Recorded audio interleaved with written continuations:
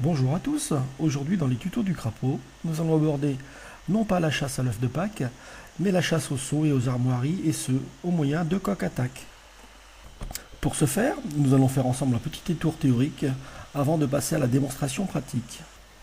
En premier lieu, il faut savoir que les armoiries sont réassignées de manière aléatoire environ toutes les heures. Ensuite, on est susceptible de trouver tous les seaux et les armoiries sur des TS de niveau 8. Le principe va donc consister à attaquer des TS de niveau 8 toutes les heures et ce, jusqu'à l'obtention des armoiries recherchées. Tout d'abord, je vous conseille de lancer ces attaques à partir d'un seul château, tout au moins dans un premier temps. Ensuite, ces attaques vont nécessiter des miliciens en nombre suffisant, étant donné que nous allons perdre 300 à chaque assaut suicide. Il est aussi important que votre ville possède un point de ralliement, ou PDR, de niveau 8 au minimum. Vous devez donc aussi avoir 8 chevaliers inoccupés. Soyez attentif à que vos chevaliers soient en nombre pair. Si par exemple vous avez un PDR de niveau 9 et 9 chevaliers sur votre ville, vous devez en réassigner un sur un autre château. La raison est simple, nous allons attaquer en 2 vagues. Le 9e chevalier risque d'aller se sacrifier inutilement si tous les autres sont dehors, vu que vous ne pourrez pas lancer la seconde vague d'archers. Enfin, même si c'est évident, je préfère le rappeler, tous les slots de TS de votre château doivent être occupés. Il est temps maintenant de passer aux travaux pratiques. On va donc commencer par rechercher toutes les TS libres de niveau 8 à proximité du château.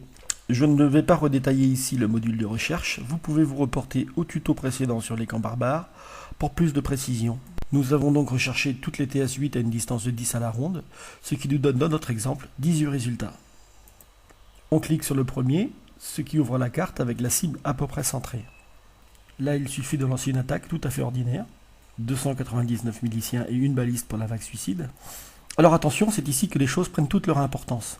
En effet, on ne va pas lancer une attaque, mais seulement l'enregistrer.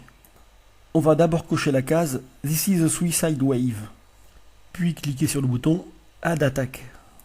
Un message vient nous confirmer l'enregistrement. Sans fermer la fenêtre, j'insiste car c'est capital. Nous allons maintenant paramétrer la seconde vague de l'attaque. 0 miliciens, 10 000 archers et 800 balistes. Là encore, précisez bien 0 miliciens et non pas une fenêtre vide. Ensuite, nous allons décocher la case « Ici the Suicide Wave » et ajouter l'attaque. Là encore, un message vient nous confirmer l'enregistrement. À partir de ce moment-là, il ne reste plus qu'à fermer toutes les fenêtres, la première et la seconde fenêtre, puis recommencer à partir de notre moteur de recherche. On recommence l'opération complète avec le second résultat. Attention de ne pas se tromper, vous savez bien que là, il y a une possibilité d'erreur.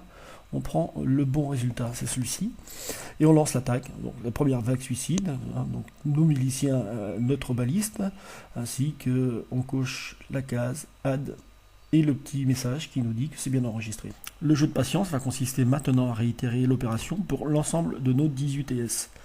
Le tout si possible sans erreur. Pour autant, en cas de cafouillage, nous verrons par la suite qu'il y a possibilité de corriger le tir. Une fois la totalité des données rentrées, nous allons vérifier l'exactitude des consignes à l'aide de l'onglet View Attack. En cas d'erreur, il suffit d'effacer la ligne concernée et de recommencer la manipulation. En l'occurrence ici, pour les besoins du tuto, je n'ai rentré que 2 attaques. Nous allons maintenant ouvrir les options de coq attaque. Comme je vous disais en préambule, nous allons nous intéresser qu'aux attaques de TS dans un premier temps, donc on va décocher les barbares. Ici, moi personnellement, je reviens à 10 secondes. Pour ce qui nous intéresse, moins c'est long, plus c'est bon. De même, nous allons aussi laisser la case concernant les rapports décochés. Donc, pour tout le reste, on ne change rien. Il suffit simplement de ne pas oublier de sauvegarder. Il suffit maintenant de cliquer sur Auto Attack On. Et c'est parti pour la première vague.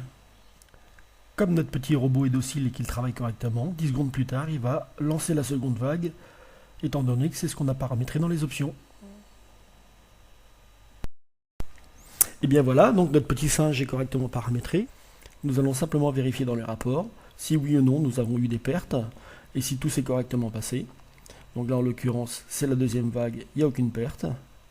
Pour ce qui concerne la première vague, on va simplement vérifier qu'il n'y a que les pertes attendues, c'est-à-dire les 299 miliciens et notre baliste. Bon, pour ce qui concerne ce tuto du crapaud, les choses sont pliées. Si vous avez des questions, si vous avez des suggestions, n'hésitez pas à m'envoyer un petit MP. Je vous souhaite une bonne journée.